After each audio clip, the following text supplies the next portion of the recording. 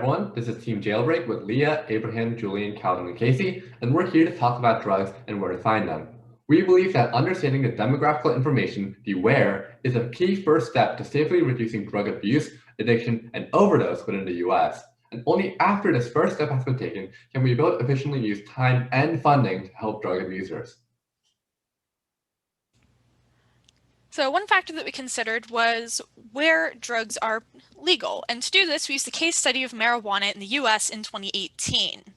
So just qualitatively, we can see that drug use, or marijuana use in particular, in states where recreational marijuana use is allowed, these are shown in purple, does tend to be towards the higher end of the proportion of users using marijuana relative to states with, say, only allowing limited medical usage, the ones in green, which tend to be more towards the left or lower usage. And in fact, through a ANOVA analysis, we did find that this was a significant result. Though we also caveat this with the fact that our model explained very little of the variation. So while this does appear to be a slight pattern, it is kind of limited in the amount of variation it explains. Another factor that we considered was the usage by race.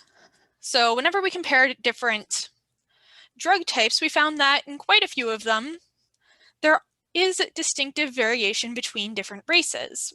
For example, the Native American usage tends to be higher on quite a few of the drugs, though by no means all of them. And we think this may indicate that drug usage has some sort of racial, cultural, or even economic kind of underlying factors that are definitely worth exploring more, especially as you move forward to messaging about preventing drug use and abuse. But clearly, there are definitely limitations to this issue.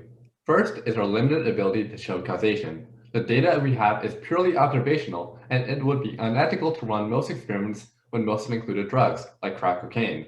Secondly, there were issues with convenience sampling. For example, an overabundance of California representation, a limited number of people with mid-level drug use, and a majority of sample did not use drugs. Thirdly, drug use is heavily stigmatized within society, and therefore people may have been incentivized to lie on their survey.